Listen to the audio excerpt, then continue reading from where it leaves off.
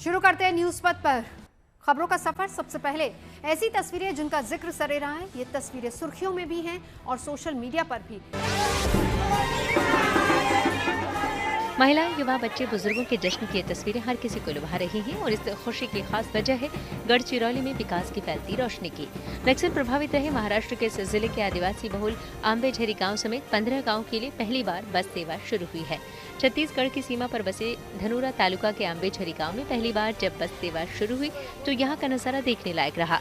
ढोल, नगाड़ों और पारंपरिक आदिवासी नृत्यों के साथ ग्रामीणों ने बस का कुछ इस अंदाज में स्वागत किया जैसे कोई त्योहार हो। बच्चों ने भी तिरंगा लहराकर इस ऐतिहासिक पल का जश्न मनाया। पुलिस और महाराष्ट्र राज्य सड़क परिवहन निगम के संयुक्त प्रयास से शुरू की गई सेवा से आंबेझरी समेत 15 गांव के लोगों को आवागमन की सुविधा मिलेगी।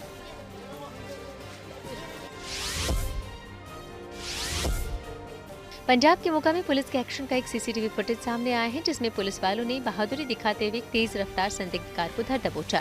ये पूरी कार्रवाई एकदम फिल्मी अंदाज में हुआ जिसकी खूब चर्चा हो रही है। बाघा पुराना टोल प्लाजा के पास एक I-20 कार देखकर पुलिस को शक हुआ कि उसमें नशे का सामान हो सकता है, जिस पर तेजी दिखाते हुए थाना प्रभारी जितेंद्र कुमार की अगुवाई में पुलिस टीम ने कार का पीछा किया। इस दौरान 2 पहिया से लेकर 4 पहिया गाड़ियों को भी कार ने नुकसान पहुंचाया। सड़कों और गलियों से तेजी से दौड़ती इस कार से दहशत का माहौल बन गया, लेकिन कार चला रहा शख्स रुकने को तैयार नजर नहीं आ रहा था। करीब आधा घंटे की मशक्कत के बाद कार को काबू में करते हुए पुलिस ने ड्राइवर को धर दबोचा। महाराष्ट्र के जालना में किसानों के बनाए एक रोपवे का वीडियो तेजी से वायरल हो रहा है। लगातार हो रही भारी बारिश के चलते भोकरदन तहसील के नदी नाले उफान पर हैं। नांजा से बहने वाली नदी में भी बाढ़ का पानी भर गया है, जिससे केटी वेयर पर पानी जमा हो गया। इससे किसानों को आवाजाही में दिक्कतें पेश आ रही थी, जिसके बाद किसानों ने खुद इस समस्या से निपटने की तरकीब निकाल ली। लोहे की सीट और रस्सियों के जरिए उन्होंने ये रास्ता बना डाला और रोपवे की तरह इसी से नांजा गाँव से सारंग बाबा बस्ती तक आवाजाही करने लगे हैं। देश भर में गणेश चतुर्थी की तैयारियों के आकर्षक रंग दिख रहे हैं। मुंबई में गणेश उत्सव की तैयारियां जोर शोर से चल रही हैं। रामनगरी अयोध्या से लेकर तमिलनाडु के शिवगंगा जिले में भी बाप्पा की मूर्तियों को आकार देने का काम तेजी से चल रहा है। अयोध्या में कोलकाता के कारीगर छोटी बड़ी हर तरह की इको फ्रेंडली मूर्तियां बनाने में जुटे हैं। यहाँ 14 फीट तक की गणपति की मूर्ति बनाई जा रही है। वहीं शिवगंगा के माना मदुरै इलाके में भी मूर्तिकार मूर्तियों को संवारने में जुटे हुए हैं, जिसमें सिंथेटिक मूर्तियों के बजाय पर्यावरण अनुकूल मिट्टी का इस्तेमाल किया जा रहा है। और न्यूज पथ में आपको आगे दिखाते हैं युवाओं में खुद को ट्रीट देने का ट्रेंड। अब किसी दावत का इंतजार करना एक ऐसी कहानी है जो जमाने जितनी पुरानी है। जेन जी का भरोसा अब लंबे इंतजार में नहीं, क्योंकि अब उनका भरोसा ट्रीट कल्चर में बढ़ रहा है। एक ताजा रिसर्च में ये बात सामने आई है कि अमेरिका के 50% युवा हफ्ते में एक बार खुद को ट्रीट देते हैं। ऑफिस में तारीफ मिले या फिर साथी से ब्रेकअप, वो हर हाल में जश्न मनाते हैं और खुश रहने की कोशिश करते हैं। तो क्या है ट्रीट कल्चर और क्या है युवाओं में खुद को ट्रीट देने का ट्रेंड, देखिए।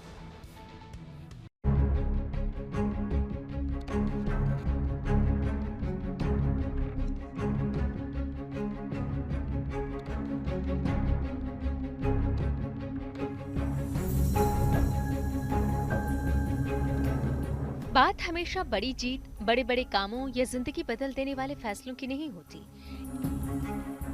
कभी कभी बात उन पलों की भी होती है जो छोटे लगते हैं लेकिन आपके दिल को खुशियों से भर देते हैं। अब किसी दावत का इंतजार करना एक ऐसी कहानी है जो जमाने जितनी पुरानी है। जेंसी का भरोसा अब लंबे इंतजार में नहीं रहा। उनका मानना है कि ब्रोकली खाने के बाद आप कर्ली फ्राइज खा सकते हैं। गणित के होमवर्क पर रोना खत्म होने के बाद आप टीवी देख सकते हैं। काम खत्म होने पर आप मौज मस्ती कर सकते हैं। यानी अब डिजिटल युग में खुद को दावत देने का विचार उन युवाओं के बीच एक आम बात बन गया है जो तनाव को कम करना चाहते हैं।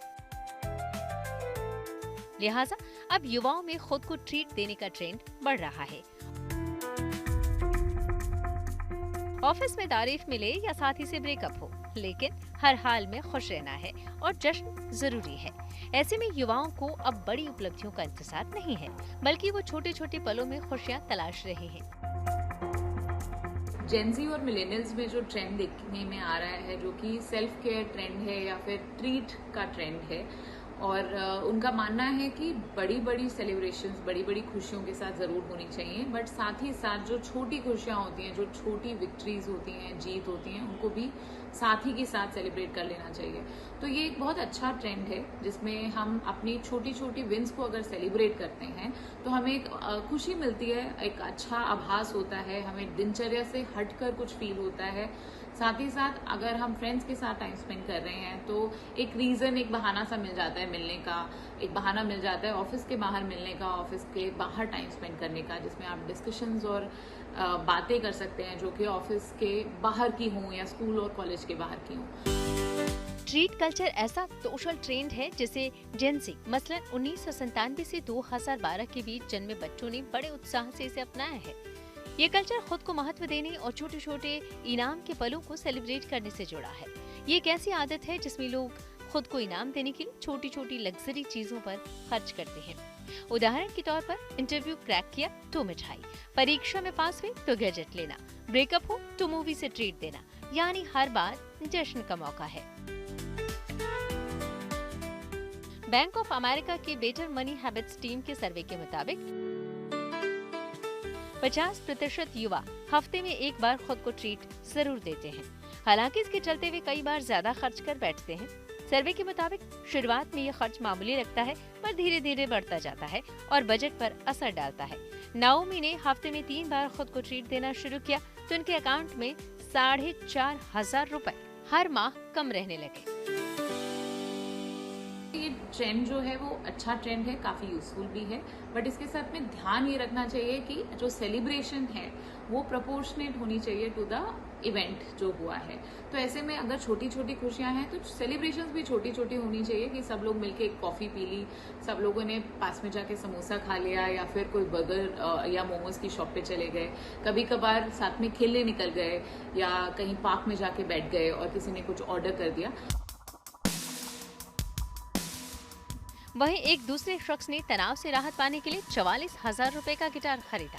हालांकि शुरुआत में उन्हें पछतावा हुआ, लेकिन अब वे गिटार क्लास ले रहे हैं और इसे जश्न की तरह देखते हैं।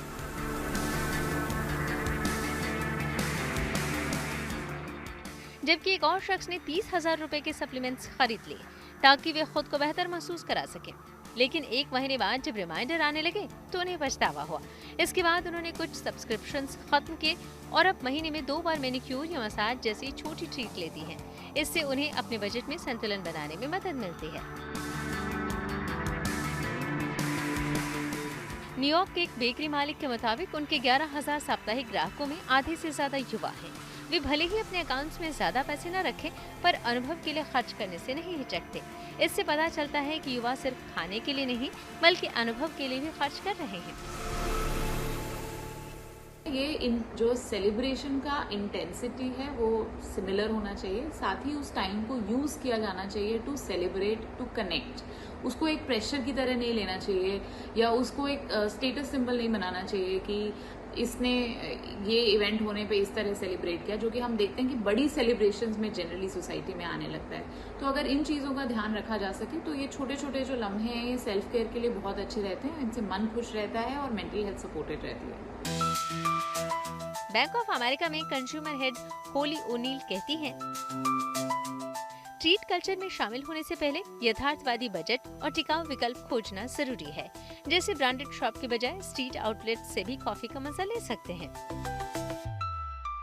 होली ओनील कहती हैं कि आदत समझकर बजट बनाना ही बेहतर तरीका है। इससे ट्रीट कल्चर आदत तो बनेगा लेकिन जेब पर भारी नहीं पड़ेगा। युवा पीढ़ी जिसने लॉकडाउन में महामारी की दुनिया में अपने कई महत्वपूर्ण वर्ष गंवा दिए, ने महसूस किया कि जीवन छोटा है, लिहाजा खुश रहने के लिए गिफ्ट खरीदो और ये दिखावा छोड़ दो कि ये बुरी आदत है। यही वजह है कि खुश रहने के लिए अब युवाओं में ट्रीट कल्चर का ट्रेंड बढ़ रहा है। Bureau report, good news today. Delhi में यमुना खतरे के निशान से ऊपर। चलते हैं न्यूज एक्सप्रेसवे पर, जहां देश भर की कुछ और जरूरी खबरें मौजूद हैं। राजस्थान के कोटा बूंदी में नया एयरपोर्ट बनेगा। केंद्रीय कैबिनेट की बैठक में ये फैसला लिया गया। केंद्रीय मंत्री अश्विनी वैष्णव ने फैसलों की जानकारी दी। उनके मुताबिक कोटा में मौजूदा एयरपोर्ट शहर के बीचों बीच है। ऐसे में नया एयरपोर्ट कोटा देवली बाईपास के पास बनेगा। इसकी अनुमानित लागत 1507 करोड़ रुपए आंकी गई है। इसके अलावा केंद्रीय कैबिनेट ने ओडिशा के कटक और भुवनेश्वर में 6 लेन की एक्सेस नियंत्रित रिंग रोड बनाने की भी मंजूरी दे दी है। इस परियोजना पर 8307 करोड़ रुपए की लागत आएगी। एग्जिस्टिंग एयरपोर्ट बहुत छोटा सा है, पुराना है, उसको मॉडर्नाइजेशन किया गया है और अब एक ग्रीनफील्ड एयरपोर्ट, नया एयरपोर्ट बनेगा, कोटा बूंदी एयरपोर्ट। महाराष्ट्र में बारिश से बिगड़े हालात के बीच डिप्टी सीएम एकनाथ शिंदे आज नगर निगम के आपातकालीन प्रबंधन विभाग पहुंचे। यहां अधिकारियों से मिलकर उन्होंने स्थिति का जायजा लिया। उन्होंने कहा कि हालात से निपटने के लिए बीएमसी अलर्ट मोड में है और मीठी नदी का जलस्तर भी धीरे धीरे कम हो रहा है। सभी अधिकारी फील्ड पर हैं ताकि तुरंत उनको जो राहत है उनको दे सके। मिठी रिवर में भी अभी फ्लड लाइन जो है 3.9 तक उसकी लेवल थी, अभी 3.4 तक आई है और आहिस्ता आहिस्ता कम हो जाएगी। दिल्ली में यमुना खतरे के निशान से ऊपर बह रही है। वहीं मौसम विभाग ने फिलहाल बारिश से राहत के संकेत नहीं दिए हैं। भारतीय मौसम विभाग ने दिल्ली एनसीआर में बारिश का ऑरेंज अलर्ट जारी किया है। इस बीच सीएम रेखा गुप्ता ने बाढ़ प्रभावित निचले इलाकों का दौरा किया।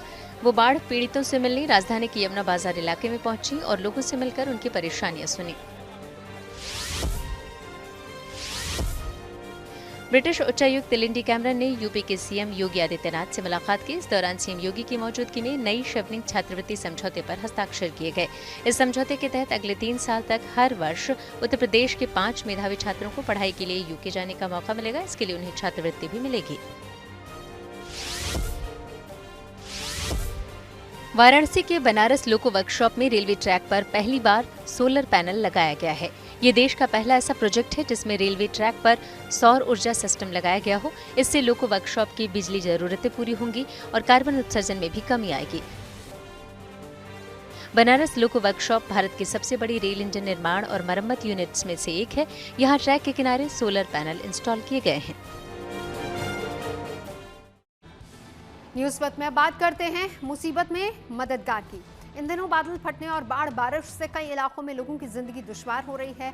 ऐसे में सेना के जवानों ने मोर्चा संभाल रखा है। साथ ही माननीय भी जनता की मदद के लिए मोर्चा खोले हुए हैं। जहां महाराष्ट्र के नांदेड़ में सेना और स्थानीय प्रशासन ने मिलकर 300 से ज्यादा लोगों का रेस्क्यू किया। वहीं पंजाब के कपूरथला में 2 राज्यसभा सांसद हरभजन सिंह और संत बलबीर सिंह सिचेवाल और उनके अनुयायी राहत और बचाव कार्य में लगातार जुटे हुए हैं। वहीं जम्मू के किश्तवाड़ में बादल फटने से आई तबाही के बाद अब भी रेस्क्यू ऑपरेशन जारी है ताकि एक भी सांस अगर चल रही है तो उसे बचाया जा सके।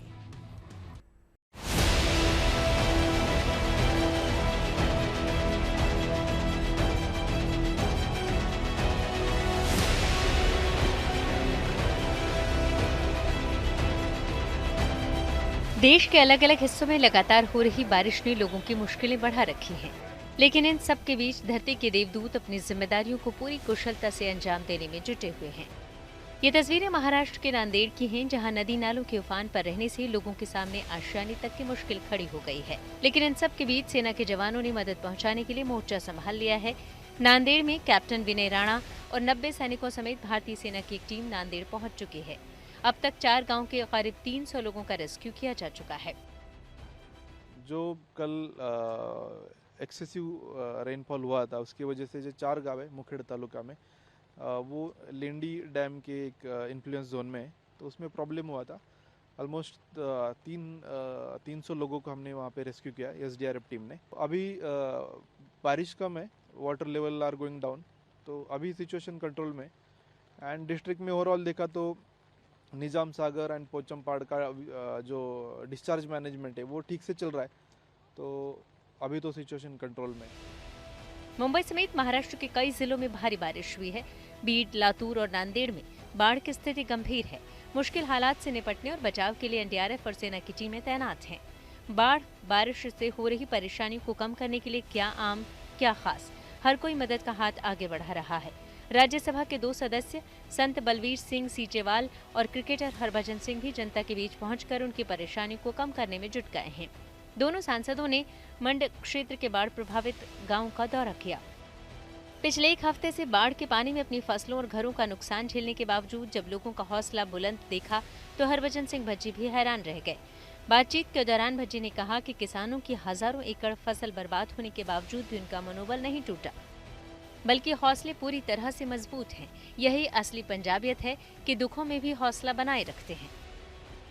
मैं इत्थे आया वो इन्हां कारण आया कि ਮੈਨੂੰ ਜਦੋਂ ਬਾਬਾ ਜੀ ਨੇ ਦੱਸਿਆ ਕਿ ਮੌਜੂਦਾ ਹਾਲਾਤ ਜਿਹੜੇ ਆ ਉਹ ਇੱਕ ਵਾਰੀ ਦੇਖ ਕੇ ਤੇ ਫਿਰ ਸਰਕਾਰ ਨਾਲ ਗੱਲ ਕੀਤੀ ਜਾਣੀ ਚਾਹੀਦੀ ਹੈ ਤੇ ਬਾਬਾ ਜੀ ਨੇ ਆਲਰੇਡੀ ਗੱਲ ਕੀਤੀ, ਅਸੀਂ ਇਕੱਠੇ ਮਿਲ ਕੇ ਵੀ ਗੱਲ ਕਰਾਂਗੇ ਤੇ ਜੋ ਬਣਦੀ ਹੈਲਪ ਆਪਣੇ ਭਰਾਵਾਂ ਲਈ ਆਪਣੇ ਵੱਡਿਆਂ ਲਈ ਅਸੀਂ ਜੋ ਵੱਧ ਤੋਂ ਵੱਧ ਮਦਦ ਪੰਜਾਬ ਸਰਕਾਰ ਵੱਲੋਂ ਜਾਂ ਕੇਂਦਰ ਸਰਕਾਰ ਵੱਲੋਂ ਮਿਲ ਸਕਦੀ ਹੈ ਉਹਦੇ ਲਈ ਕੋਸ਼ਿਸ਼ ਕਰਾਂਗੇ।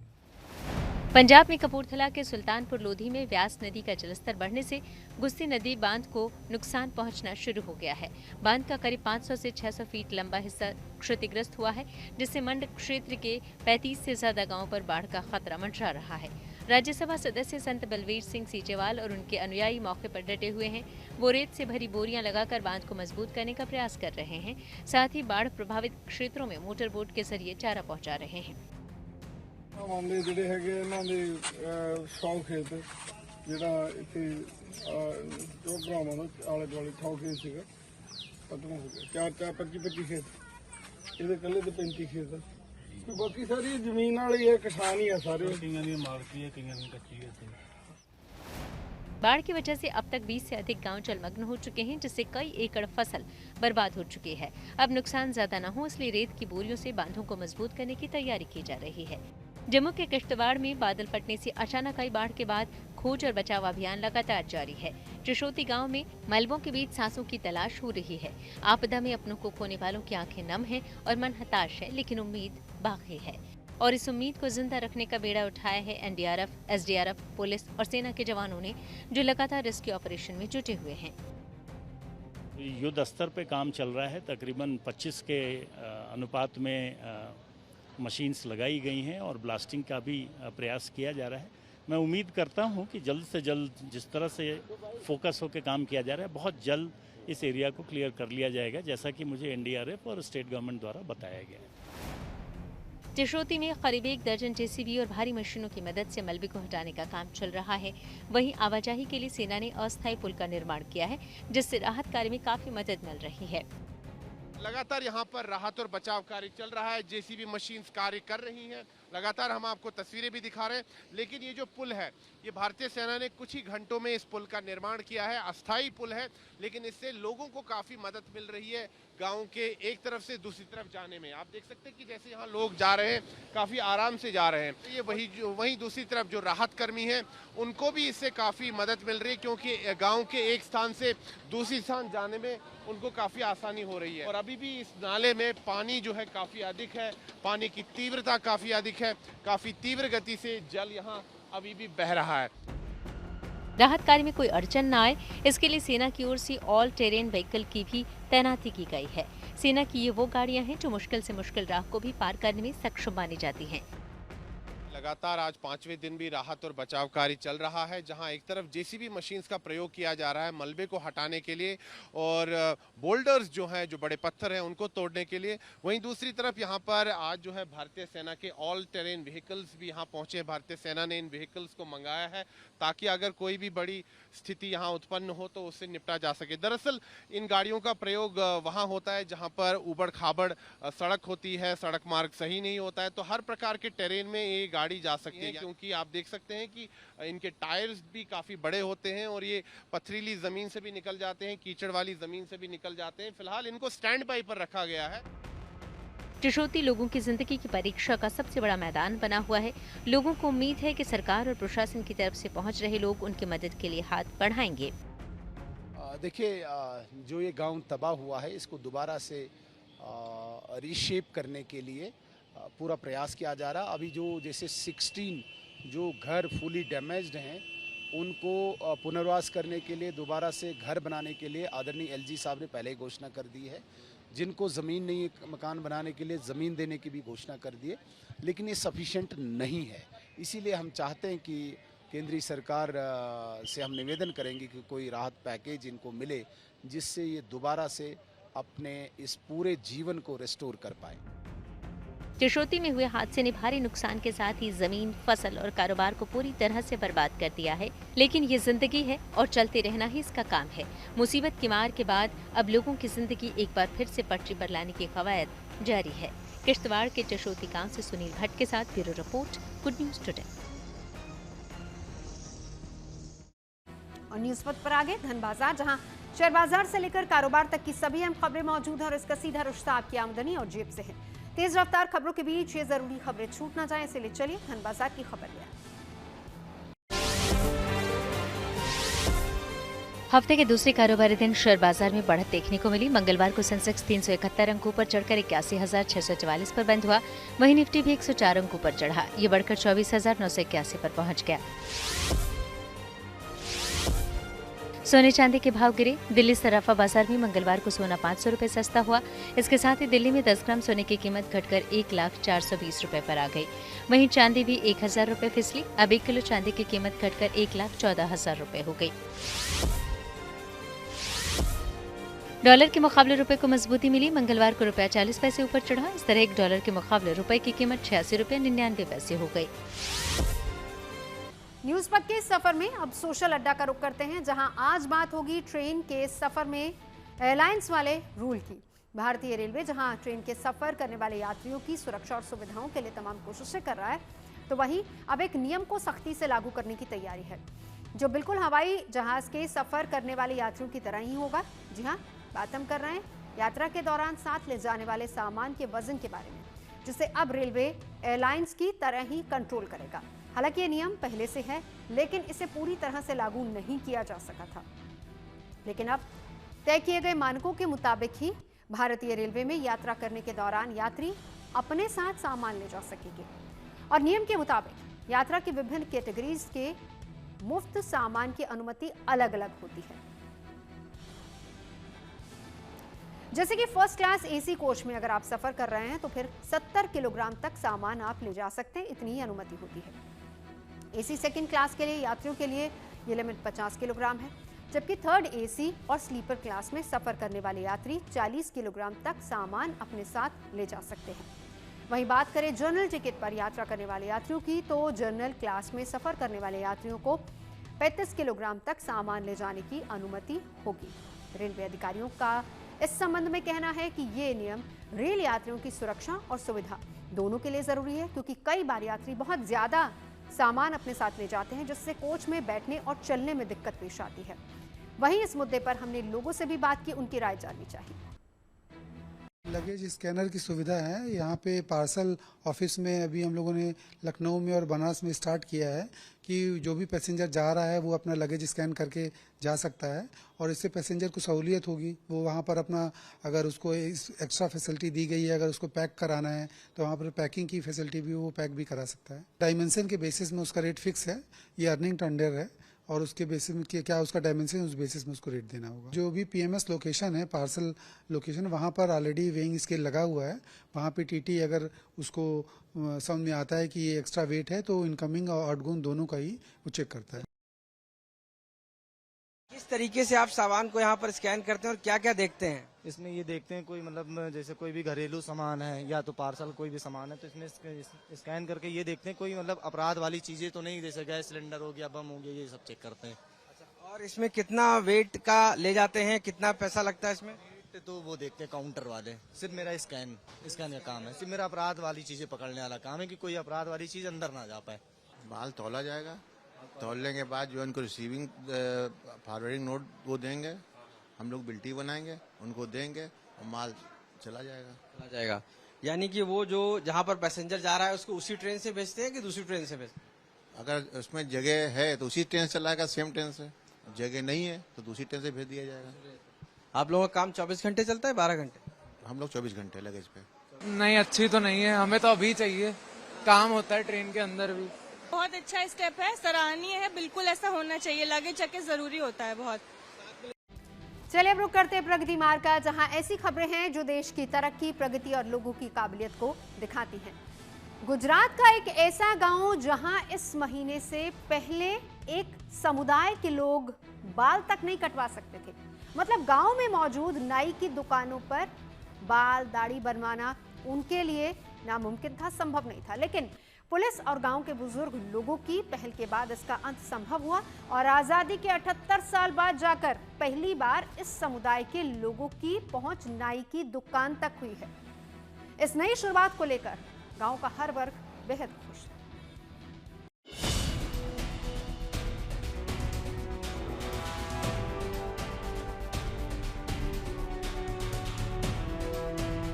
उन्यासीवां स्वतंत्रता दिवस इस बार गुजरात के बनासकांठा जिले के इस गांव के लिए खास रहा। आजादी के 78 साल बाद ही सही, लेकिन यहाँ जो एक बड़ा सामाजिक बदलाव देखने को मिल रहा है उसकी जितनी भी तारीफ की जाए कम होगी। इस आलवाड़ा गांव में मौजूद नाई की दुकानों में अब हर वर्ग के लोग बाल दाढ़ी बनवाते नजर आ रहे हैं। हालांकि पहले ऐसा नहीं होता था। इस गांव में दशकों से दलितों के गांव में बाल काटने पर पाबंदी थी, लेकिन प्रथा पर आखिरकार इसी महीने की 7 तारीख को कैंची चलाकर खत्म कर दिया गया।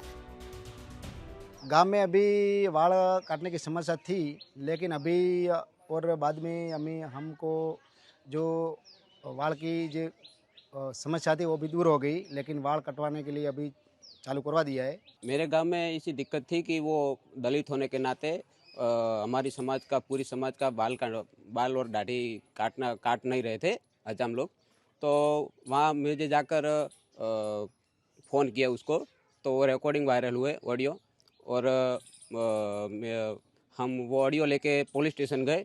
तो पुलिस स्टेशन को मैं अर्जी की और वहाँ उसका सॉल्यूशन भी आया है।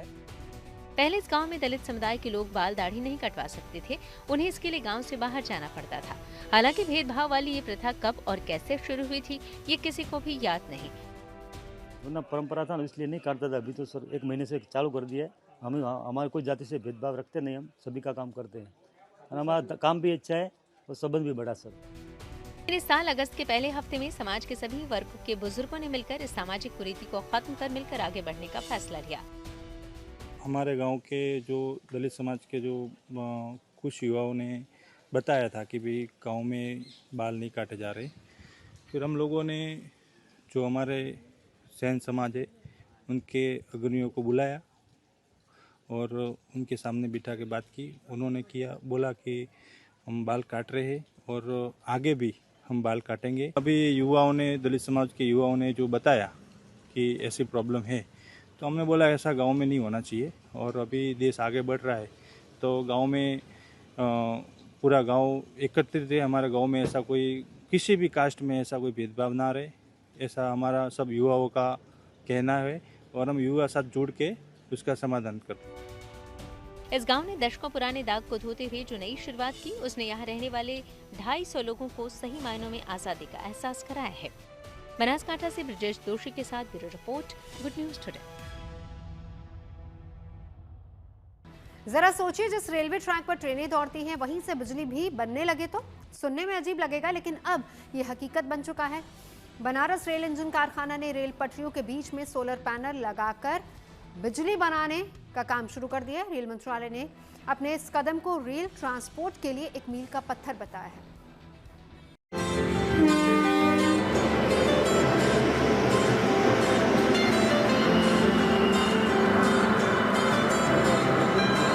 रेल ट्रैक पर लगे ये सोलर पैनल रेलवे को ऊर्जा में आत्मनिर्भर बनाने की राह में अहम योगदान दे रहे हैं।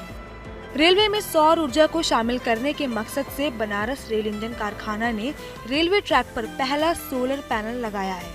पारंपरिक ऊर्जा स्रोतों पर अपनी निर्भरता कम करने के लिए रेलवे का फोकस अब रिन्यूएबल एनर्जी पर है। इस कोशिश में ये सोलर पैनल मील का पत्थर साबित हो सकते हैं। पहली बार देश में यह अभिनव प्रयोग पायलट प्रोजेक्ट के रूप में किया जा रहा है और ये सफल भी है। 70 मीटर के इस रेलवे ट्रैक के बीचों बीच बहुत ही आसानी से हटाने और लगाने की सुविधा के साथ सोलर पैनल प्लांट किए गए हैं और ये सोलर पैनल 70 मीटर में 70 यूनिट बिजली भी जनरेट कर रहे हैं। लक्ष्य ये है कि पहले देश भर के तमाम यार्ड्स में इस तरह के सोलर पैनल सेफ जोन में लग जाएं। उसके बाद अगला लक्ष्य होगा कि पूरे देश भर के 1.25 लाख किलोमीटर के रेलवे ट्रैक पर भी इसको आजमाया जाएगा, इसकी शुरुआत हो सकती है। इंजन कारखाना इलेक्ट्रिक और डीजल लोकोमोटिव का उत्पादन करता है। इस दौरान हमारे पूरे वर्कशॉप एरिया में अगर आप देखेंगे, पूरे वर्कशॉप एरिया में आप देखेंगे कि लगभग 2 किलोमीटर के रेंज में हमारा ट्रैक है जो बिल्कुल सुरक्षित है, कवर्ड है, चारों तरफ से चारदीवारी है। तो ट्रैक के बीच में खाली जगह का हमें सदुपयोग करना था, तो इससे अच्छा कोई और सदुपयोग नहीं हो सकता था। तो 70 मीटर पे एक पायलट प्रोजेक्ट के तहत हम लोग ने एक पैनल लगाया है, 28 पैनलों का ये 70 मीटर में लगाया गया है, जिससे लगभग हमें 70 यूनिट पर डे बिजली का उत्पादन हो रहा है। बनारस लोकोमोटिव वर्क्स ने लाइन संख्या 19 पर सोलर पैनल लगाकर इसकी शुरुआत की है। स्वदेशी तकनीक से निर्मित इन सोलर पैनल के ऊपर से ट्रेन आसानी से गुजर सकती है। यही नहीं, अगर भविष्य में कभी जरूरत हुई तो इन पैनल को आसानी से रेल ट्रेन से हटाया भी जा सकता है।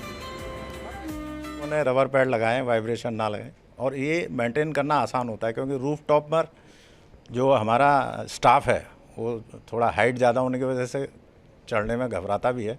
ये इसको साफ़ करना बहुत ही आसान है, कोई भी आदमी साफ़ करता है। और अभी हम और कोशिश कर रहे हैं इसमें और सुधार करके इसको सफाई को और मैकेनाइज किया जाएगा। बनारस के रेल इंजन कारखाने में ये सोलर पैनल एक पायलट प्रोजेक्ट के तौर पर लगाए गए हैं। इस प्रोजेक्ट की कामयाबी से भविष्य में सौर ऊर्जा के बेहतर उपयोग की अपार संभावनाएं खुल जाएंगी। भारतीय रेलवे के करीब 1,20,000 किलोमीटर के नेटवर्क का इस्तेमाल करके इस तकनीक को व्यापक स्तर पर अपनाया जा सकता है। इस प्रोजेक्ट की एक खास बात ये भी है कि ये सोलर पैनल रेलवे ट्रैक के बीच में लगे हैं, लिहाजा इसके लिए किसी जमीन का अधिग्रहण करने की जरूरत भी नहीं होगी। वाराणसी से रोशन जायसवाल, गुड न्यूज टुडे। अब जो तस्वीर हम आपको दिखाने जा रहे हैं वैसे तो 15 अगस्त के दिन की है। इस दिन कई राज्यों के बच्चे दिल्ली में आज़ादी के जश्न में शिरकत करने के लिए पहुंचे थे। इन बच्चों में शामिल रहे अंडमान निकोबार से आए स्कूली बच्चे। ये बच्चे शैक्षणिक और सांस्कृतिक भ्रमण के लिए आयोजित आरोहण जैसे राष्ट्रीय एकता टूर के तहत आज़ादी की सालगिरह का हिस्सा बने। इनमें कई बच्चे ऐसे थे जिनके लिए ट्रेन में बैठना या फिर मेट्रो में चढ़ना उनका पहला अनुभव रहा। 30 मेधावी बच्चों की इस टीम को अंडमान निकोबार के 3 जिलों से वहां के डायरेक्टर ऑफ एजुकेशन ने चुना था और इसके पीछे मकसद यही था कि ये बच्चे अंडमान निकोबार की संस्कृति के प्रसार का भी जरिया बने। 15 छात्र और 15 छात्राओं की इस टीम ने स्वतंत्रता दिवस के इस कार्यक्रम से पहले राष्ट्रपति द्रौपदी मुर्मू और रक्षा मंत्री से भी मुलाकात की।